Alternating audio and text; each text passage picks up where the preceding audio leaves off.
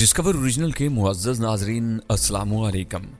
मुअज़्ज़ज़ नाज़रीन इकराम, आप सुन रहे हैं मसीहा और मैं हूं असद। इससे कबल आप मसीहा की 183 इकसात सुन चुके हैं।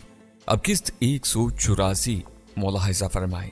इसके साथ ही आपसे इल्तमास है कि हमारे चैनल को सब्सक्राइब कर लें, बेल आइकन को क्लिक कर लें ताकि आपको तमाम तर वीडियोस मिलती रहा करें। और साथ ही वीडियो को लाइक किया करें, शेयर किया करें और कमेंट्स बॉक्स में अपनी आरा से हमें मुतल्ला किया करें। आइए दास्तां का आगाज करते हैं। ये तो अभी से हमारी तलाश में निकल खड़े होंगे। अभी खामोशी से इनकी हरकत और सकनात का जायजा लेते रहो। ये करते क्या है और कहाँ जाते हैं। रूमी ने मशवरा दिया। मैं और तारिक इस पर साथ करके चुप हो गए। दोपहर शाम में ढलती जा रही थी। आसमान साफ नहीं था। इस बर्फजार वीराने में हमें खूनखार बर्फानी भेड़ियों और शिकारी जंगली कुत्तों के गौल का भी खतरा लाहक होने लगा। हम बगौर उनकी जानिब तकते रहे। नकिल अपने साथियों से जल्दी जल्दी कुछ कह रहा था और साथ ही अपने एक हाथ से जंगल की तरफ इशारा कर रहा था। इसके तीनों साथी अपने सरों को असबाती जुम्बिश देते रहे।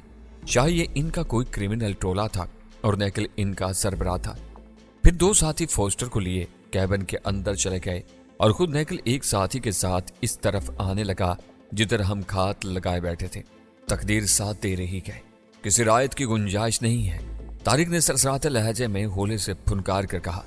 मेरे रगे पैर में जोश की लहरें दौड़ पड़ी। मैंने कहा, रूमी तुम हुमैरा को लेकर वापस नशे में चले जाओ। रूमी ने कुछ एतराज करना चाहा मगर तारिक ने गुर्राहट से मुशाबा आवाज में उसे मेरा हुक्म मानने की तंबी कर डाली। रूमी फौरन हरकत में आई और बिला चूंचरा मेरे हुक्म पर अमल किया। इनके पीछे चलेंगे, देखते हैं ये कहां तक जाते हैं। हमारी तलाश में, तारिक ने कहा। हमें इन पर कैबिन से दूर होने के बाद ही हमला करना पड़ेगा वरना इसके दूसरे साथी दौड़े चले आएंगे। ठीक है, मैंने होले से कहा। वो दोनों इधर उधर देखते और अपनी गन्स को हाथ में तोलते मोहतात रवि के साथ बर्फ पर पांव मारते चले आ रहे थे। हमारे करीब से वो गुजरे और इसी जानिब घूमकर आगे बढ़ गए जिधर ब्रांच कैनाल का किनारा था। इनके ख्याल में हम अभी तक वहीं थे। फासला बढ़ते ही मैं और तारिक भी फौरन मगर नहायत गुरबा हरकत के साथ इनके अक्कम में हो लिए। एक जरा गर्दन मोड़कर मैंने लकड़ी के कैबिन की तरफ भी देखा था, कहीं इनका कोई साथी पीछे तो नहीं आ रहा, मगर वहां अब सन्नाटा था। कैबिन की चिमनी से उगलता धुआं इस बात की अलामत था कि वो लोग अंदर कुछ खाने पीने का बंदोबस्त करने में मसरूफ हो चुके थे। हम यकीनन अब इनके लिए अहम तो रहे नहीं थे, लेकिन मक्कार फोस्टर इनके हमरा था। इसने ने हमारी खतरनाकी के बारे में बता दिया होगा और वो खुद भी यही चाहता होगा कि पहले हमारा कला कमा किया जाए, इसके बाद आगे सफर का सोचा जाए। क्योंकि फोस्टर हमसे बहुत ज्यादा खौफजदा था। शायद उसी के इमा पर नकल मजबूरन अपन एक साथी के साथ हमारी बेखुनी के लिए निकल पड़ा था। यूं मैं और तारिक उन दोनों का पीछा करते रहे। हमारी इंतहाई कोशिश यही थी कि ये कैबिन से दूर हो जाए, इसके बाद इन दोनों पर कयामत बनकर टूट पड़े। दोपहर शाम में ढलने लगी थी। 400 तारीकी सी फैल रही थी। नकिल और उसका साथी शार्ट करने हाथ में लिए बज़ाहिर मोहतात अंदाज में दरिया के किनारे की जाने पड़ रहे थे, मगर इनके अंदाज में नौजवानों का सब फित्री लाउबालीपन आया था।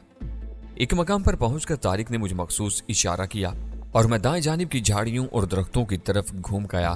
तारिक दूसरी तरफ हो लिया। जरा देर बाद ही मैंने देखा वो दोनों इस सरकंडों और झाड़ियों वाली नहर के किनारे पहुंचकर इधर उधर देखने लगे और गाहे गाहे झुककर बर्फ पर निशानात तलाशने की कोशिश करते रहे। हमारे कदमों के निशानात उन्होंने ताड़ लिए थे। यही वजह थी कि नकिल को मैंने अपने साथी से कुछ कहते और फिर उसी जानिब इशारा करते देखा जिस तरफ थोड़ी देर पहले हम लोग पानी से निकल कर गए थे। वो इसी जानिब लपके दोनों मेरे रास्ते पर थे और साथ ही शाम के धुंधलके में तारिक का मुतहर्रिक साया भी देख लिया। उसने मुझे हाथ का एक इशारा किया था। वो हमले के लिए तैयार था। दोनों जैसे ही मेरे करीब पहुंचे, नकिल के साथी को तारिक पर शुबा हुआ। वो यकदम चिल्लाकर अक्कम में घूमा और शार्ट गन सीधी कर ली, मगर अगले ही में तारिक को मैंने उस पर छलांग लगाते देखा। वो इसके मोहतात हो जाने पर अचानक सिम्मत बदल कर इस पर हमला आवर हुआ था। नकिल ने उस पर अपनी गन सीधी करनी चाहिए थी कि मैं जो रेंगता हुआ उसके करीब आ चुका था उस पर झपट पड़ा। हम दोनों ही अपने अपने शिकार को बर्फ में रगेद चुके थे। नकिल ने न जाने कैसे अपनी गन से फायर कर दिया जो हवाई फायर साबित हुआ। अगले ही में मैंने उसकी ठोड़ी पर मुक्का रसीद कर दिया। इसके हल्क से ऊक की मखसूस करा अमेज आवाज बरामद हुई और वो बर्फ पर ढह गया। यही हशर तारिक ने उसके साथी का किया। वो उसे काबू कर चुका था और अब उसकी गन तारिक के हाथ में थी। आओ देखा न ताओ तारिक ने उसके बर्फ पर गिरे हुए साथी पर गोली चला दी। समाज शिकन धमाका हुआ। नकल का साथी ज़िबा हुए जानवर की तरफ टकराया और अपनी एक रान पकड़कर बुरी तरह कराने लगा। शॉटगन के मुहिब कारतूस ने उसकी टांग रान तक छेद डाली थी। इसे बेबस करके वो नकल की जानिब मुतवज्जा हुआ, जो मेरा मुक्का खाते ही बर्फ पर लड़खड़ाया था और गन अभी तक उसके हाथ ही में थी। वो अभी गन मुझ पर सीधी करने ही लगा था कि एक और धमाका हुआ। साथ ही नकल की कर्बनाक चीख उभरी। गन उसके हाथ से छूट कर गिर पड़ी, जो मैंने तेजी से लपक कर उठा ली। इसके दोनों हाथ बुरी तरह लहूलुहान हो रहे थे। खबरदार अब कोई हरकत न करे। तारिक ने यकलख्त भेड़िए जैसी गुर्राहट से मुशाबा आवाज में उन्हें मुतनब्बे किया। तो तुम लोग बचोगे नहीं, नहीं बचोगे तुम लोग। नकल गैज़ो गज़ब की आलम में गुर्रा कर बोला। मैंने पुरतैश अंदाज में उसके जबड़े पर उसी की गन का बट रसीद कर दिया। वो कराह कर बर्फ पर गिर पड़ा। अपनी औकात में रहो, हमें तेरे बुढ़े बाप का ख्याल आता है, वरना हमारे लिए कुछ तो खून कोई मान ही नहीं रखता, मैंने गजबनाक लहजे में कहा। इसका साथी अब बहुत खौफजदा नजर आ रहा था। वो खामोश था, मगर टांग की तकलीफ के सबब कराह जरूर रहा था। तुमने हमारा रास्ता काटने की जुर्रत क्यों कर की? बोलो, क्या तुम्हारा बाप भी इस साजिश में शरीक था? तारिक ने दुरुस्त लहजे में उससे पूछा। तुम्हें इससे क्या, मैं तुम्हें कुछ नहीं बताऊंगा, नकल चिल्ला कर बोला। मैंने दांत पीसते हुए हाथ में पकड़ी गन उसके खुले थाने में घुसेड़ दी और टैगर पर उंगली रख दी। नीची आवाज में बोलो, वरना हल्क फाड़ दूंगा। हमारा शिकार छीनना इतना आसान नहीं। इसके लिए तुम्हारे बाकी दोनों साथियों को भी जान की कीमत देना होगी। मरने के लिए तैयार हो जाओ। मेरी बात सुनकर पहली बार उस हटेले नौजवान के चेहरे पर दहशत की लकीर उभरी। नालमुंह में घुसने के सबब उसका मुंह फूला हुआ था और वो तेजी से नफी में सर हिलाने लगा। मैंने गन निकाल ली। वो खांसने लगा। अब मुझे इंसान का बच्चा बनकर जवाब दो। तो तुम्हें मेरे बाकी दो साथियों का कैसे इल्म हुआ? वो करा कर बोला। सवाल नहीं, सिर्फ जवाब, मैंने फिर धमकाया। तुम लोग खुद ही देख चुके थे, मेरा बाप इसमें शामिल नहीं था, वो बताने लगा। लिहाजा दरिया के मोड़ से इस ब्रांच कैनाल पर मैंने ही उसे आने पर मजबूर किया था। तुम सब सोए हुए थे, मैं बोट में सवार हो गया। मेरे बाप ने मुझे बताया कि तुमको खतरनाक कैदी लिहाजा की तरफ ले जा रहे हो, ताकि उसे पुलिस के हवाले किया जाए। मैं और मेरे साथी लूट मार करते हैं। मैंने फोस्टर से पूछा। उसने मुझे यही बताया कि वो बेंज की एक बड़ी कारोबारी शख्सियत है। ये लोग भारी तावान के लिए उसे यरगमाल बनाए हुए हैं और लिहाजा ले जा रहे हैं। उसने मुझे लालच दिया और बस आगे हमें मालूम है।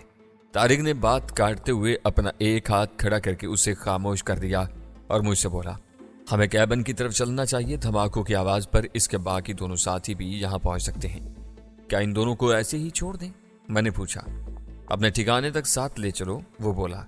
जैसे तैसे हम उन दोनों जख्मियों को लेकर उस जगह पहुंचे जो कैबन से कदरे करीब थी। वहां रूमी और हुमैरा तशवीश आमेज बेचैनी से हमारी मुंतजिर थीं। हमें सही सलामत पाकर उन्होंने इत्मीनान का सांस लिया। हमारे जख्मों से खून बह रहा है, खुदा के लिए हमारी पट्टी तो कर दो। निकल कर रहा, ठंड से खून जम जाएगा, मैंने बेरहमी से कहा। हालांकि हमारी किट्स में मरहम पट्टी का सामान मौजूद था और नालून की रस्सी के टुकड़े भी। मैंने इन पर जाया नहीं करना चाहता था। ये लोग बहरहाल क्रिमिनल्स थे।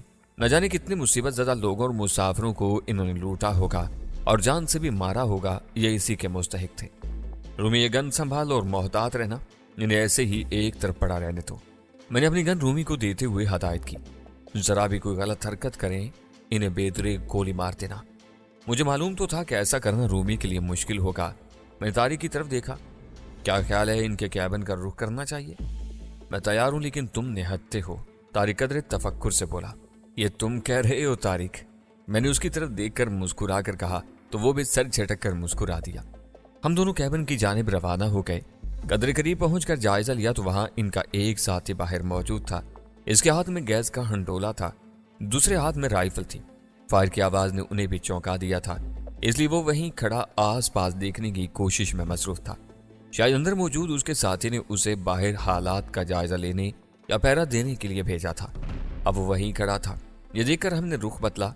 अब सीने के बल पर कैबिन की अकबी सिम्मत की जानिब बढ़ने लगे।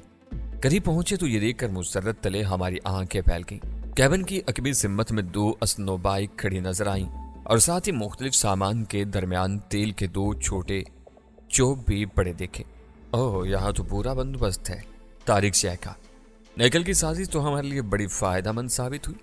ख्वाब इन पर हमला करना और भी जरूरी हो गया है। मैं भी मुस्कुरा कर बोला, तुम मोहतात रहना और जल्दबाजी से काम मत लेना, तुम निहत्थे हो। तारिक ने मुझे फिर तंबीह की। मैंने होले से अपना सर असबात में हिला दिया। कैबिन की अगली दीवार पर एक चौकोर खिड़की भी नजर आ रही थी, जिसके शीशे के पट बंद थे और दूसरी जानिब शायद कोई पर्दा था। हम आगे सिरकने लगे। अभी चंद कदमों के फासले पर थे और चाहते थे कि अब उठकर तेज कदमों से कैबिन की अगली दीवार से जा लगे कि अचानक रुक गए, क्योंकि उसी वक्त वही आदमी कैबिन का हंडोला और राइफल तामे गश्त करता हुआ इस तरफ को आ गया। यही नहीं, वो अपना सर झुका झुका कर उस तरफ को देखने की कोशिश भी करने लगा। क्या इसे हमारी यहाँ मौजूदगी का शुबा है? मैंने भींची हुई आवाज में तारिक के कान में कहा। शायद, वो मुख्तसर बोला। दफातन रात के इस बर्फजार सन्नाटे में गोली चलने का धमाका हुआ। हम दोनों बुरी तरह झटके। इस आदमी पर हमारी नजरें जमी रहीं। फायर उसने नहीं किया था, बल्कि अंदर कैबिन में से आवाज आई थी। यह क्या मुअम्मा था? मैं इस बारे में सोच रहा था कि दूसरा धमाका हुआ। गश्त करता आदमी भी उछल पड़ा। इस बार कैबिन की खिड़की का शीशा टूटा और अंदर किसी की चीख की आवाज भी उभरी थी। ओह खुदा, कहीं अंदर इनके साथी ने फोस्टर को हलाक तो नहीं कर दिया?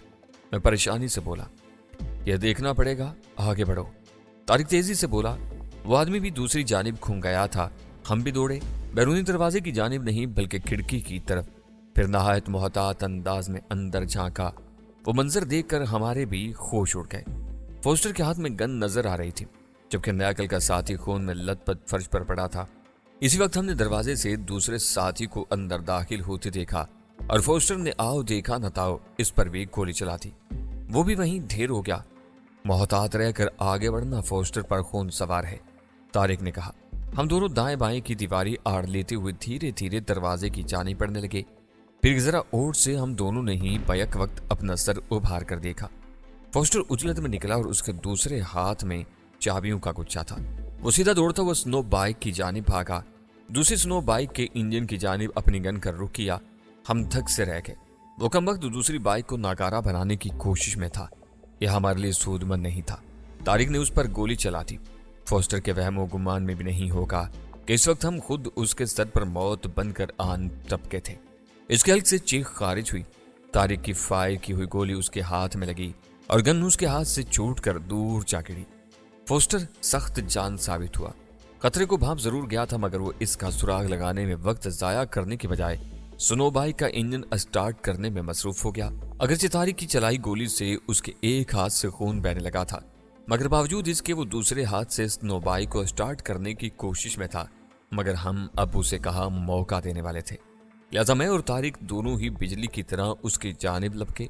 बाइक तो स्टार्ट नहीं कर सका, अलबत्ता हमें करीब आता देखकर उसने बाइक से छलांग मारी और दूसरी जानिब कूदने के बाद उठ खड़ा हुआ। अगले लम्हे मैं और तारिक ठिठक कर रुक गए। उसने अपने दूसरे हाथ से पिस्तौल निकाल लिया था, जबकि उसकी गन हनूज बर्फ पर पड़ी थी।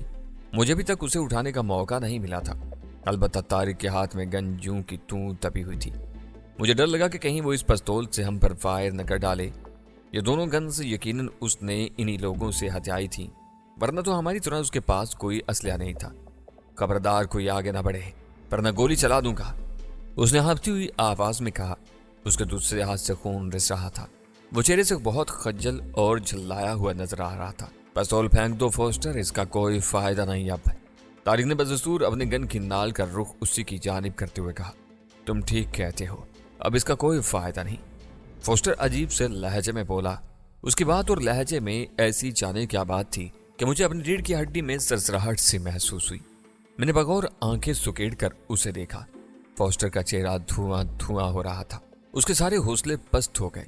बुड़बुड़ाते हुए शिकस्त खोर्दगी से बोला, मुझे पहले ही यकीन था कि तुम लोग इनके बस की बात नहीं हो, इसलिए मैं यहां से फरार हो जाना चाहता था। उसकी शिकस्त खोरदा गुफ्तगू पर तारिक के चेहरे पर इस्तज़ाहिया मुस्कुराहट उभरी थी, लेकिन मुझे बेहद गुस्सा आया। ये तो चाहा कि इसे 2-4 हाथ चढ़ दूं, पर उसकी उम्र का ख्याल आता था भी बुढ़ा कहीं लंबा ही न पड़ जाता। फिर उसके एक हाथ में पिस्तौल भी था, वो भी एक गोली भी चला सकता था मुझ पर। मगर उसकी बात अभी पूरी नहीं हुई थी, लेकिन दूसरे ही लम्हे तारिक और मैं चौंक पड़े। उसने यकलख्त अपने हाथ में पकड़े हुए पिस्तौल के नाल को अपनी कनपट्टी से लगा लिया اور پاگلوں کی طرح کہہ کے مارتے بولا، میں تم لوگوں کا ایک اہم شکار ہوں نا، لو اب میں خود کو ہلاک کر کے تمہارا پورا مشن ہی ناکامی سے دو چار کی دیتا ہوں۔ رکو فوسٹر، یہ بے وقوفی ہے تمہاری، طارق نے فوراً کہا، جبکہ میں اس کی حرکت پر خود ہکا بکا سا رہ گیا۔ طارق بھی پریشان ہو گیا تھا۔ تم یوں بھی شکست خوردہ ہو اور ہماری وجہ سے نہیں ہوئے، کیا تم اپنے دشمنوں کو منمانی کرنے کا موقع دے رہے ہو؟ کیا بھول گئے تم ان لوگوں نے تمہیں دھوکہ دیا تھا اور تمہارے کئی ساتھیوں کو تم سمیت کس بے دردی سے پینگوئن برڈ کی عمارت میں ہلاک کر ڈالا تھا؟ یہ تو تمہاری قسمت تھی کہ تم بچ گئے اور معمولی زخمی ہوئے، اس کے بعد بھی ان کے گروپ نے تمہیں نہیں چھوڑا۔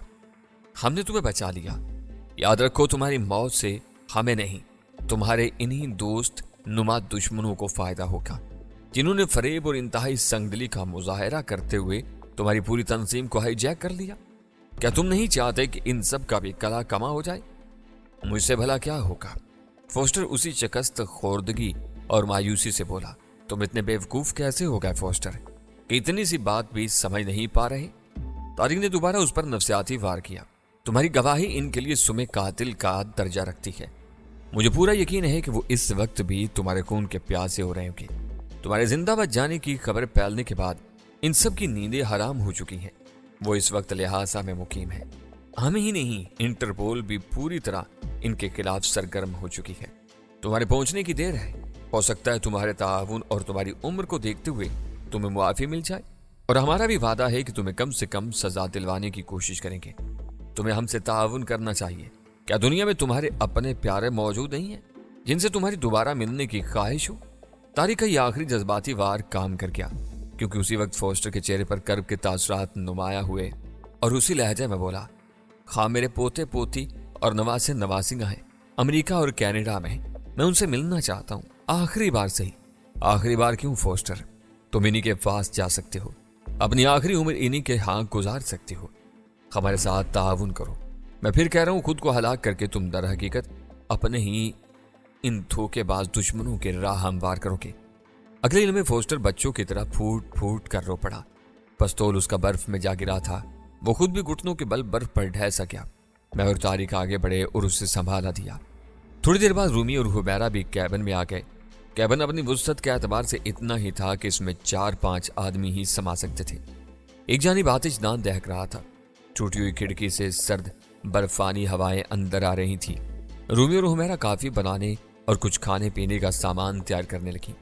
فوسٹر ہم سے اب دوستانہ طور پر تعاون کرنے کے لیے ذہنی طور پر تیار ہو چکا تھا۔ اس نے ہمیں اور بھی مفید معلومات دیں۔ ہم نے بھی اسے ناتن روبوسکی، روزی اور ڈاکٹر رمیش اگروال کے بارے میں بتایا۔ وہ بار بار ہم سے یہی سوال کیا جا رہا تھا کہ کیا اس کی سزا میں تخفیف کا چانس ہے؟ ہم اسے جھوٹی تسلیاں نہیں دے رہے تھے، امید ضرور دلا رہے تھے۔ رومی نے بھی اپنا کارڈ اسے دکھاتے ہوئے کہا، وہ خود اس کے بارے میں گواہی دے گی کہ اس کے تعاون کی وجہ سے اس سینڈیکیٹ کا مکمل طور پر کلا کما ہونے والا ہے۔